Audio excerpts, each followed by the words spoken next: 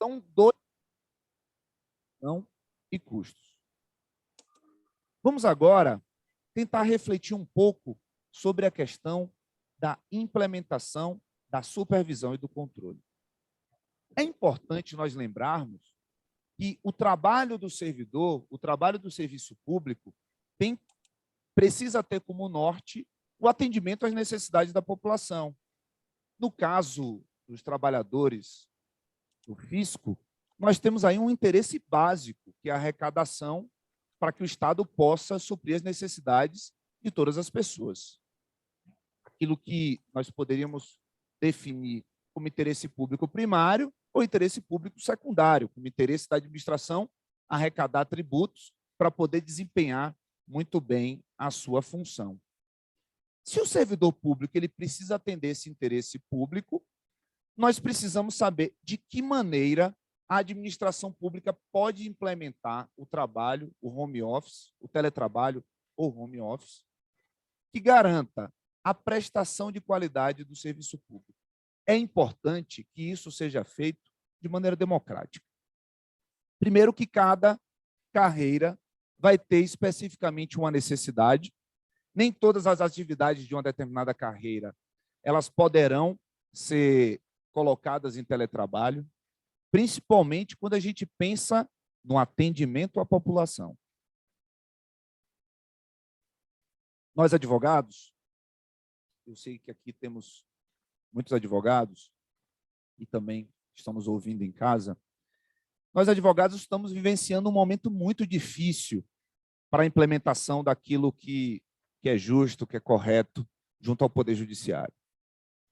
Isso porque há uma sensação muito presente de que o Poder Judiciário, ao longo da pandemia, ficou ainda mais distante dos cidadãos. E que os servidores do Poder Judiciário, incluindo aí os membros da magistratura, eles até estão felizes, digamos assim, em não ter que conviver com essa figura tão chata e inconveniente que se chama advogado. Mas é verdade. O trabalho do advogado é ser chato. O trabalho do advogado é mudar a realidade do entendimento das pessoas. Quantas e quantas audiências que eu já fiz defendendo agentes públicos pelos mais diferentes cantos desse país, em que, no primeiro instante, o olhar do julgador era o olhar de que meu cliente ele já estava condenado. E pela minha chatice, pela minha irritação, eu consegui, através da demonstração das provas, que aquele entendimento primário não poderia ser continuado, a não ser que tivesse uma parcialidade. E quase nunca é o caso. Quase nunca é o caso, porque, em regra, nós nos deparamos com seres humanos que erram no pré-julgamento, erram na pré-compreensão. E só consegue mudar essa pré-compreensão aquele que irrita, aquele que é chato, aquele que incomoda. E para nós conseguirmos mudar, nós precisamos de contato humano. As audiências virtuais demonstraram como fica mais fácil você ser desumano à distância. Como fica bem mais fácil você ser desumano à distância. Vocês já devem ter passado por situações em que no WhatsApp, numa rede social, a pessoa ela dá aquele julgamento, faz aquele xingamento, maltrata, pessoalmente é um gentleman. Pessoalmente é uma pessoa maravilhosa. É porque muitas vezes o terreno da internet ele nos passa a impressão da invisibilidade. E nós conseguimos colocar para fora palavras, sentimentos, ideias que nós, no dia a dia, preferimos esconder. E é isso que nós observamos no teletrabalho do Poder Judiciário, uma desumanização constante. Paralelamente, nós observamos que magistrados, promotores e advogados com baixa qualidade têm tudo isso agora registrado através das gravações das audiências. Então, o teletrabalho no Poder Judiciário, eu considero que é algo que vai continuar, mas nós precisamos ponderar. Não dá para a gente fazer uma audiência de questões extremamente relevantes, como direito de família, ou uma acusação de um servidor em processo administrativo disciplinar, que é algo que a gente gosta muito de trabalhar, de atuar, ou uma ação de improbidade, ou uma ação penal, em que você não pode ter um contato direto com a testemunha, ter contato direto com o magistrado. Essa é uma característica que muitas vezes o teletrabalho pode trazer, a desumanização das relações. Isso porque, quando a gente fala do teletrabalho, nós precisamos entender que, muitas vezes, uma equipe ela precisa ter contato. Lá no escritório, por exemplo, nós ficamos em home office obrigatório em razão da pandemia, mas nós observamos o quão diferente é o contato pessoal. Como dito pela Carol, eu estou fazendo doutorado em Direito Constitucional e nós voltamos com as aulas presenciais. E eu apresentei o meu problema de pesquisa, Saul, em sala de aula, fizemos um debate, terminou a aula, nós tivemos um intervalo, eu saí e fiquei conversando com outro amigo no lado de fora. Passou um colega de turma que já estava indo embora, eu falei, ô Paulo, vai deixar... Ele virou e falou assim, cara, você não você está estudando, ele é juiz federal, cara, eu já faço uma coisa inusitada que eu nunca saberia virtualmente, porque foi num cafezinho que ele me contou a experiência dele, já me mandou toda a documentação e vai virar um capítulo da minha tese de doutorado. No ambiente de trabalho, nós precisamos ter essa relação, essa conversa, esse olho no olho, para diversas profissões, mas nem todas. E aí entra uma particularidade. Quais são as atividades que podem ser colocadas dentro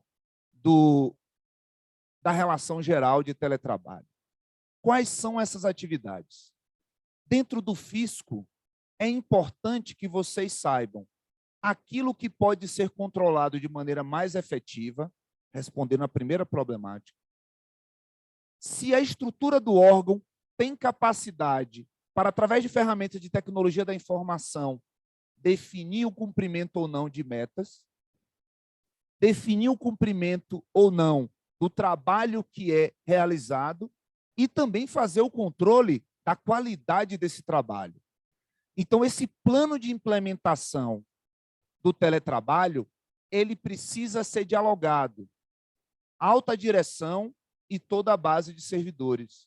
Nós observamos em diversos órgãos públicos, Carol, que essas decisões que muitas vezes vêm de cima para baixo, elas não conseguem contemplar a necessidade da população, a necessidade da gestão e a necessidade dos servidores. Isso só vai ser conseguido se nós tivermos um diálogo franco e fraterno entre as mais diferentes posições, através de um plano de implementação do teletrabalho. Em relação aos custos, segundo a problemática que eu apresento aqui, nós precisamos entender que o ambiente de trabalho ele vai ser deslocado, mas a responsabilidade pela utilização do maquinário de qualidade, incluindo aí cadeiras, essa responsabilidade ela tem que ser na iniciativa privada do empregador e na administração pública do órgão público. Eu tenho visto muitos acordos de teletrabalho, eu vou falar um pouco mais sobre isso já, em que o servidor ele tem que arcar com todos os custos do teletrabalho. Óbvio, vai depender de uma situação que nós precisamos dialogar aqui. A primeira delas é, o teletrabalho é um direito do servidor? O teletrabalho é um direito do servidor?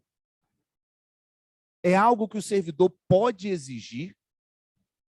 O teletrabalho é algo discricionário por parte da administração pública? E aí, depois do grande problema da supervisão e do controle, e do problema dos custos, principalmente para responder os custos, nós precisamos trazer mais duas perguntas, mais dois questionamentos para a reflexão dos senhores e das senhoras. Primeiro, o teletrabalho ele pode ser um direito do servidor se assim estiver estabelecido pelo poder normativo da administração pública ou por lei. Eu entendo que o ideal para as carreiras do serviço público é que nós passemos a exigir a normatização específica sobre o teletrabalho em cada ente federativo, ou até mesmo para carreiras específicas. Mas nós precisamos ter leis municipais, estaduais, distrital e lei federal que possa disciplinar o teletrabalho na administração pública. Para que isso responda a segunda pergunta, é algo discricionário na administração pública? O ato ele é discricionário até que a administração pública estabeleça critérios objetivos. Hoje, com a ausência de regulamentação, nós podemos dizer que é um ato extremamente aberto a administração pública conceder o teletrabalho ou não aos servidores. Eu recebi há pouco da Carol uma regulamentação do Rio Grande do Sul, não é isso, Carol? Em que lá estão definidos diversos critérios objetivos para o teletrabalho. E eu achei aquilo bem interessante, porque nós vamos ter, nesse aspecto, se é direito do servidor ou não, alguns pontos que eu gostaria de apresentar para vocês.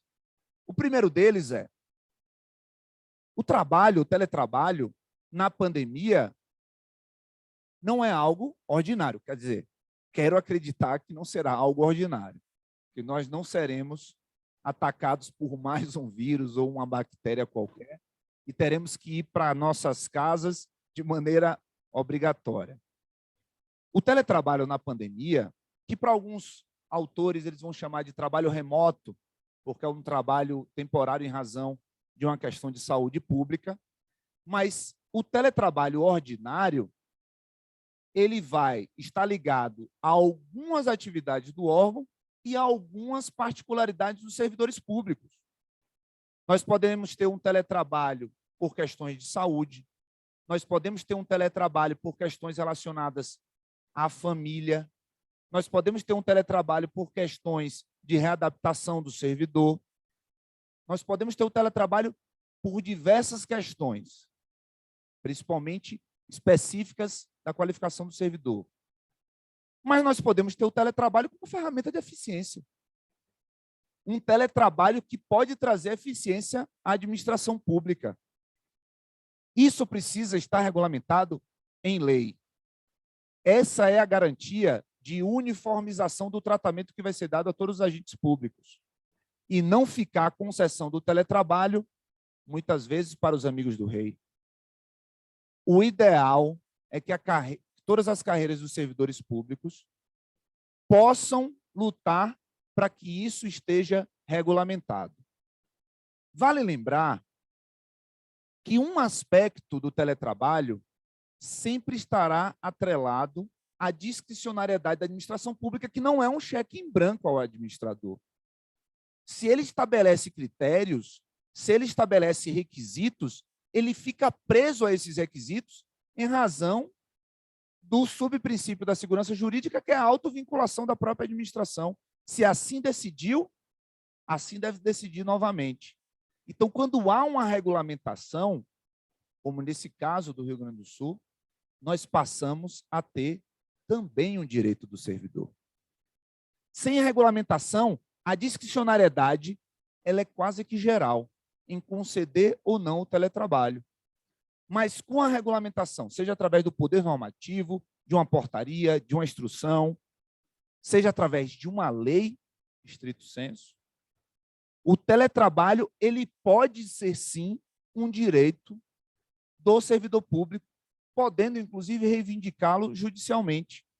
Se a administração estabeleceu critérios objetivos, ela está abrindo mão da sua liberdade geral em definir se aceita ou não aquele pedido do servidor, isso quando o servidor quer.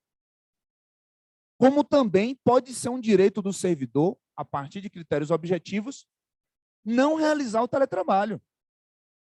Isso porque nós devemos lembrar que muitos de vocês aqui, eu sou um exemplo disso, trabalhar em casa para mim, meu Deus do céu, é gato, cachorro, é criança, é minhas filhas maravilhosas, lindíssimas, mas quando eu chego em casa, eu não quero trabalhar. Eu quero ler, eu quero assistir um filme, eu prefiro ficar o final de semana no escritório e voltar para casa tranquilo do que trabalhar em casa. Eu não consigo me adaptar a isso. Tem vários servidores, vários profissionais das mais diferentes carreiras que gostam do teletrabalho. Mas é um direito do servidor não ir para o teletrabalho? Também é, desde que seja com base em critérios objetivos definidos na Constituição ou na regulamentação. Até porque, quando você fez concurso público, você fez concurso para um regime de trabalho. E é verdade. O Supremo Tribunal Federal já decidiu que não há direito líquido e certo do servidor a um regime específico de trabalho. Mas, por óbvio, que a administração pública, ela, ao regulamentar a questão do teletrabalho, ela precisa colocar critérios para que o servidor vá para o teletrabalho e precisa colocar critérios também que permitam que o servidor diga não ao teletrabalho, ao home office.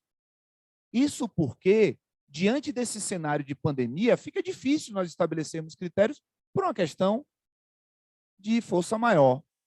Mas no dia a dia da administração, seja por particularidades do servidor, como uma questão de saúde, como uma questão de cuidado com a pessoa da sua família, seja também por uma questão de necessidade de readaptação, o exercício do trabalho fora do ambiente normal, comum, é algo que pode trazer benefícios para a administração pública. E aí vou citar 2 possíveis benefícios. O servidor em teletrabalho, com ferramentas de tecnologia da informação e de comunicação, ele pode trazer melhores resultados para a administração pública. Eu costumo dizer, quando debato esse tema em sala de aula, que quando a gente está no dia a dia, eu sei que ninguém passou por isso aqui, mas você foi no aniversário da sua mãe e bebeu numa terça-feira à noite algo que não deveria ter bebido, um pouco a mais, você acorda sem muita disposição, você vai para o ambiente de trabalho e presencialmente você vai lá conversar sobre aquele assunto com o chefe, o cafezinho não fica mais sendo 5 minutos, ficam 15, e você vai para uma outra reunião e conversa, e vai para um setor e vai para outro, e o dia vai passando. No teletrabalho isso não existe. Porque o teletrabalho, você tem que cumprir metas. E quando são critérios objetivos, você está bem, você está mal, você tem que fazer o seu trabalho. Então, é um engodo dizer que o teletrabalho se trabalha menos. Isso é mentira. Desde que nós tenhamos ferramentas de controle do trabalho feito. O teletrabalho, ele não permite aquilo que nós vamos chamar no senso comum de enrolação. O teletrabalho ou você faz, ou você faz. Então, essa é uma mentira contada de que o teletrabalho é trabalho a menos. Não é. Isso sem contar que, muitas vezes, quando o servidor ele vai para esse teletrabalho, diversos normativos estão exigindo um percentual a mais de produção. Nós temos diversas normas administrativas, doutor Saul, que exigem para que o servidor trabalhe em home office 15%, 20%, 10% a mais de realização do trabalho. Então, primeiro que esse órgão público tem que estar bem azeitado para aferir esse percentual a mais de trabalho. Então, esse é um primeiro desafio. Numa administração pública que muitas vezes não tem controle, como eu já disse, do trabalho presencial, você ter instrumentos, ferramentas para aferir a qualidade do trabalho, a quantificação do trabalho e exigir 15% a mais é algo que eu custo acreditar de que forma isso poderá resultar em benefício para a administração pública com veracidade. Mas temos aí diversos atos normativos que já estão diretamente exigindo trabalho a mais. Uma outra vantagem para a administração pública no teletrabalho é a redução de custos. E aqui não é uma questão de opinião. O Ministério da Economia divulgou que teve mais de 1 milhão de economia durante a pandemia, com a economia de água, luz e diversos outros gastos pela administração pública federal. Então, a própria administração pública está dizendo que há uma economia de custos em relação ao teletrabalho. Quantos órgãos públicos têm prédios alugados que poderiam ser reduzidos? O valor do aluguel e a maximização, digamos assim, da qualidade dessa estrutura. Então, o teletrabalho ele pode trazer maior eficiência? Pode. O teletrabalho pode trazer uma redução de custos? Pode. Quais as atividades podem ir para o teletrabalho? Não tenho como dar essa resposta, porque cada realidade é única. O que eu posso dizer é que é muito importante que nós tenhamos a regulamentação para a diminuição da discricionariedade administrativa, para que o teletrabalho, enquanto instrumento de eficiência, princípio da administração pública estabelecida na Constituição, seja colocado como uma questão de melhor funcionamento do Estado. E aí, eu concluo a minha exposição respondendo. A pergunta que me foi desafiada pela organização aqui do nosso encontro. Home office é discricionariedade da administração pública ou política de Estado? Entendo que o atual cenário de discricionariedade precisa ser limitado, fechado, para que isso possa se traduzir em maior eficiência para a administração pública, seja no aspecto da entrega de maior trabalho, seja também no aspecto de redução de custos. Mas isso não pode passar por cima dos direitos dos servidores, seja no momento em que o servidor ele tem direito ao home office em razão de qualificações, de qualidade, de especificidades da sua própria vida, assim regulamentadas, seja o direito do servidor de não se adaptar ao home office e ao teletrabalho. Trazendo aqui questões objetivas, pretendo deixá-los com mais dúvidas do que certezas. A problemática é inovadora e eu espero, nesse primeiro momento, ter colocado todas essas reflexões para que os senhores possam levar para os seus estados, levar para a sua vida desafios que possam fazer com que a questão do home office, do teletrabalho, seja algo efetivo na administração pública, mas respeitando o interesse público prioritariamente, e o interesse público não pode ser distinto, afastado do interesse dos agentes públicos. Uma carreira que se encontra em um grau de segurança sobre o que fazer e o que não fazer, tende a ser uma carreira mais eficiente e que a FENAFISCO possa ser protagonista dessa discussão e da melhoria da qualidade dos trabalhadores em teletrabalho e também presenciais. Muito obrigado.